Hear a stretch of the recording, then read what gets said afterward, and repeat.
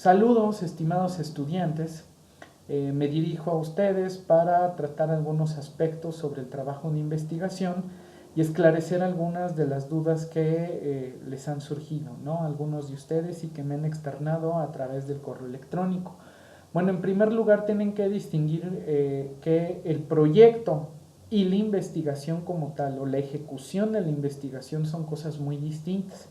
El proyecto es el plan que ustedes elaboraron para llevar a cabo esa investigación, ¿no? A partir del planteamiento del problema, sus hipótesis, sus objetivos, los conceptos que ustedes van a emplear para explicar ese problema, el método que van a seguir para llevar a cabo la investigación, y otra cosa es la investigación como tal.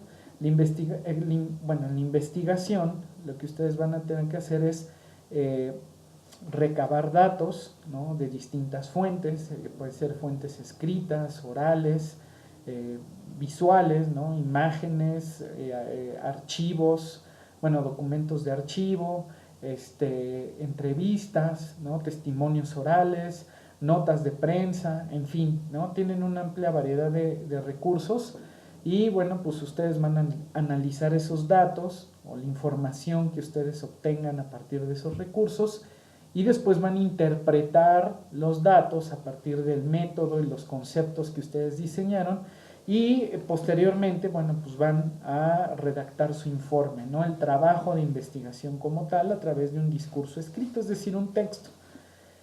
Y bueno, el proyecto es el plan, la guía que ustedes diseñaron en las semanas anteriores para llevar a cabo todo este proceso, ¿no? El proceso de la investigación como tal. Entonces, una cosa es el proyecto y otra cosa es la investigación como tal.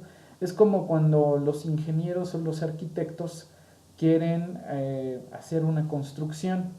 Entonces su proyecto pues, son los planos, ¿no? Lo que presentan por escrito, hacen sus planos, en fin, ¿no? Incluso hacen también un protocolo a partir de, pues de ciertas condiciones, de ciertos elementos que tienen que tomar en cuenta. Y otra cosa muy distinta es hacer el edificio, ¿no? Entonces ustedes hicieron, tomando esta analogía como ejemplo, bueno, pues ustedes hicieron sus planos, ya tienen el protocolo, ahora tienen que llevar a cabo la construcción de su edificio, ¿no? Podríamos decirlo en esos términos. Entonces, bueno, pues ya tienen su proyecto, ya tienen su guía, ¿no? Con sus ventajas, con sus desventajas, con sus aciertos, con sus defectos, como sea, pero ustedes ya tienen un plan, ¿no? Y el plan se puede modificar, no necesariamente pues es un esquema riguroso el que ustedes tienen que seguir, ¿no? El proyecto se va modificando de acuerdo con los datos que ustedes van obteniendo, ¿no? Cómo van haciendo su investigación, ¿no? Del mismo modo que los ingenieros y arquitectos pues van modificando la construcción en función de pues otras aristas, otras condiciones que surgen durante el proceso de la construcción del edificio, ¿no? Que el terreno no es como ellos lo esperaban, que el material no respondió del mismo modo como ellos lo habían pensado, en fin, igual ustedes, ¿no? A veces las fuentes dan para construir cierto discurso, para obtener cierta información, en otros casos no lo es así, entonces, bueno, pues se va modificando. Entonces, es válido también que la hipótesis que formularon en el proyecto sea, bueno, no corresponda con los hechos que al final ustedes identificaron, con la explicación que ustedes van a aportar, ¿no? O sea, la hipótesis puede ser, puede cambiar, ¿no? Por eso se llama hipótesis, antes de la tesis, ¿no? Antes de ya postular una explicación, ¿no? Sobre el problema que plantearon. Entonces, si ustedes al final de su investigación encuentran que lo que ustedes habían pensado no es lo que realmente está sucediendo con ese problema, no pasa nada. La hipótesis se puede cambiar. Entonces piensen en el proyecto como algo que es flexible, que se puede cambiar, que se puede modificar. Entonces no se estresen tanto por esa cuestión. Ahora bien, como ya les había comentado, lo que ustedes tienen que hacer es recabar datos. Empiezan a recabar datos de todas sus fuentes, ¿no? De las que ustedes disponen, las que ustedes consideren pertinentes, ¿no? Eso es como parte del instinto del investigador, ¿no? Él va haciendo una selección, ¿no? Con base también en la disponibilidad, en la fiabilidad de sus fuentes de información, va recabando datos. Es importante que ustedes tomen nota de todos los documentos, de las notas de prensa, de las entrevistas que ustedes están recabando, hagan sus notas, ¿no? Un análisis, una reflexión breve sobre esos datos, y después, ya que tienen cierta cantidad de elementos, entonces empieza el trabajo de análisis, ¿no? Empiezan a analizar los datos, y van construyendo su discurso, ¿no? Interpretan las fuentes a partir del método que ustedes propusieron en su proyecto, y bueno, pues al final integran su trabajo, ¿no? El reporte de la investigación. Piensen como si estuvieran haciendo un artículo para una revista o incluso un libro, ¿no? Si ustedes abren un libro, ¿no? de ciencia o de divulgación científica, pues van a encontrar que tiene cierta estructura, ¿no? Hay un planteamiento, hay un desarrollo, y al final pues el desenlace, las conclusiones básicamente, ¿no? Entonces ustedes van a ir dándole cuerpo a la investigación a partir de estas fases, podríamos decir, ¿no? Y lo ideal es que ustedes crearan apartados, ¿no? Para que ese discurso tenga, ¿no? Cierto orden, ¿no? Se entienda, que sus partes sean coherentes entre sí. Eso se llama arquitectónica, ¿no? Arquitectónica de un texto, cómo está integrado, qué estructura tiene, ¿no? Piensen siempre en un planteamiento, en un desarrollo, en un desenlace. Ojo, no estoy diciendo que le pongan ese nombre a sus apartados. Le pueden poner el nombre, bueno, el título o subtítulo que ustedes quieran, ajá. Pero lo importante es que sí su trabajo esté estructurado. Entonces, es importante, ¿no? que consulten un libro para que se den una idea cómo se integran este tipo de discursos, que lean un artículo académico, y bueno, pues ustedes van a ir viendo la estructura que tienen este tipo de textos. Por ejemplo, yo aquí tengo un libro de historia, ¿no? Que se llama Génesis del Porvenir. Es muy importante que todas las investigaciones tengan un nombre, ¿no? Un título, porque muchas veces pues dan por sentado que el título pues es el tema. Traten de buscar un título que sea breve, sea conciso, pero que exprese el sentido de la investigación, ¿no? De qué trata, ¿no? Para que el lector vea, bueno, dice tal cosa. Por ejemplo, este libro se llama Génesis del Porvenir, Sociedad y Política en Querétaro, 1913-1940. Quiere decir que este libro habla de la sociedad y la política en Querétaro entre los años 1913 y 1940. Es muy importante que los títulos de sus investigaciones los construyan en función del espacio geográfico donde se desarrolla el tema y el periodo temporal que ustedes están abordando, ¿no? Que tenga una referencia sobre tiempo y espacio para que el lector se ubique. Como sus investigaciones son un poco más recientes, a veces no es tan fundamental, digamos, o necesario que pongan un periodo de tiempo, pero sí referir el espacio, ¿no? El problema y el espacio, ¿no?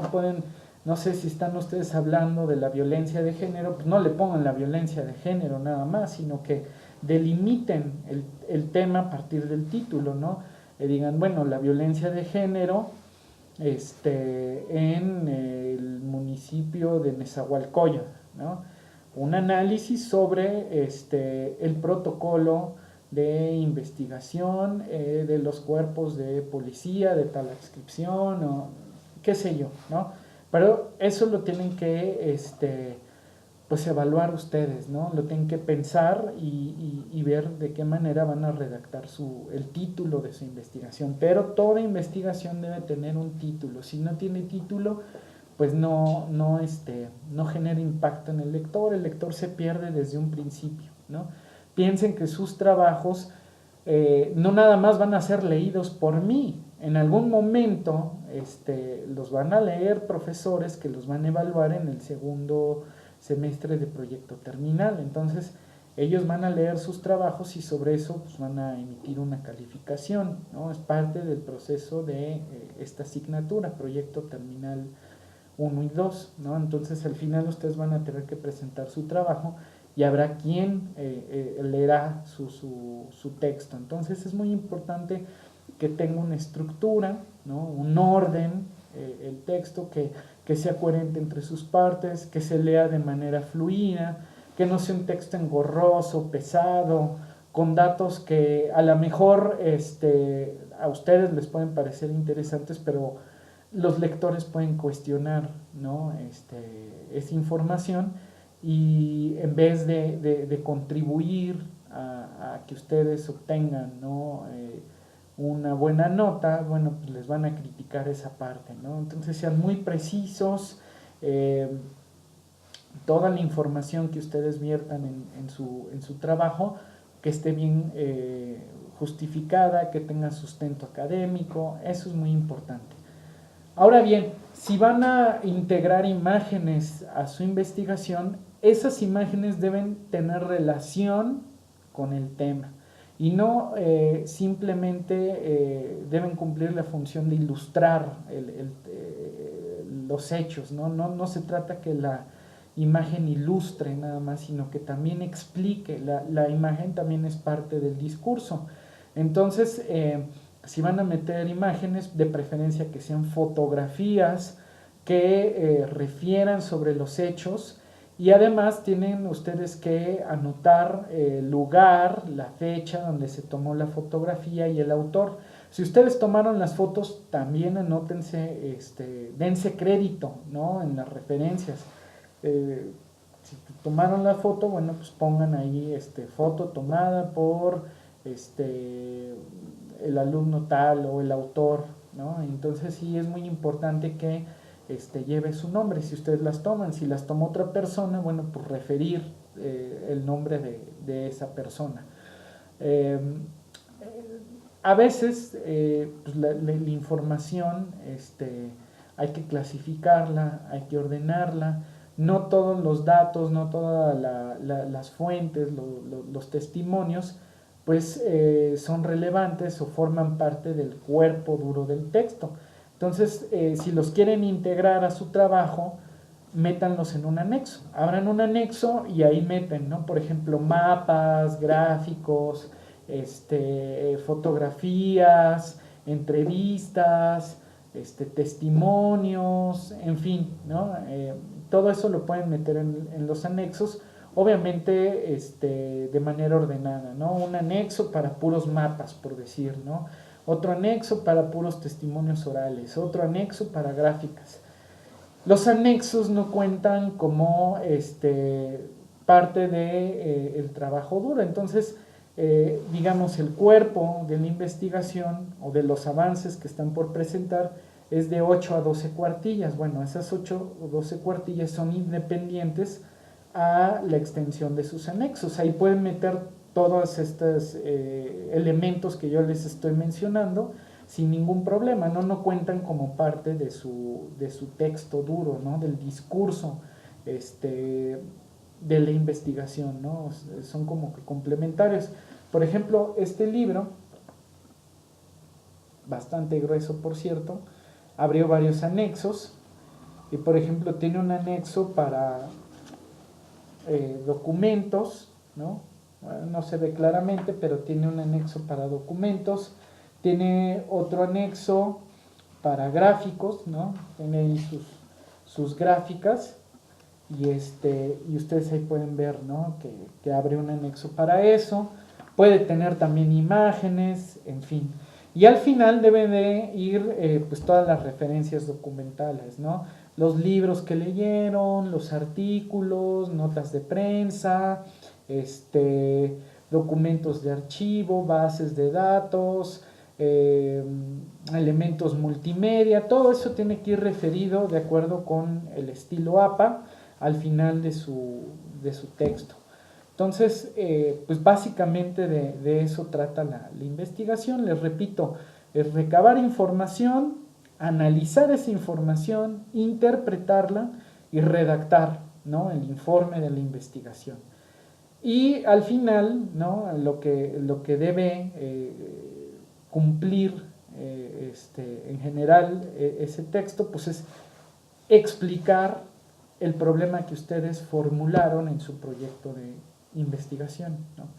Si la tesis coincide con su hipótesis, está bien. Si no coincide, también, pero debe de estar bien argumentado todo lo que ustedes escriban, ¿no? Cada afirmación que ustedes hagan debe tener una evidencia, y esa evidencia debe estar justificada, ¿no?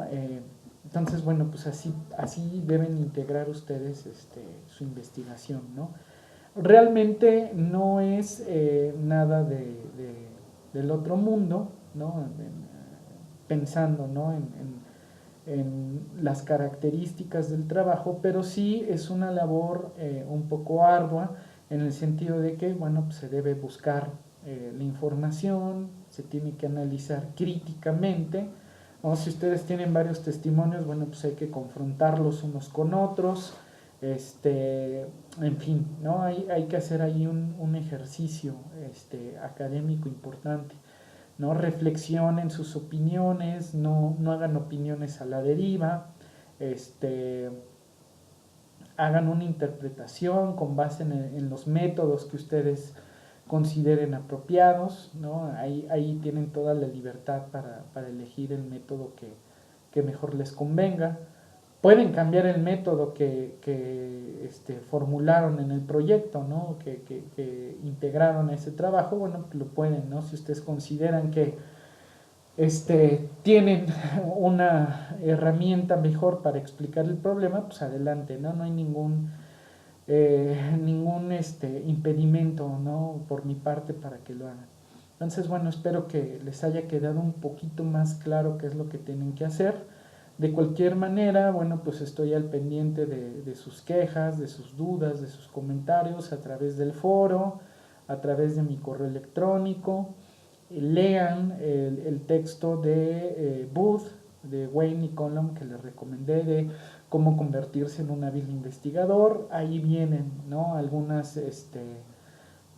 consejos, digamos, ¿no?, en términos generales, sobre cómo elaborar la investigación. También lean a Humberto Eco, que por ahí les pasé el texto, y en general, ¿no?, cualquier libro sobre metodología de la investigación les va a ser muy útil. Bueno, pues seguimos en contacto y quedo a sus órdenes.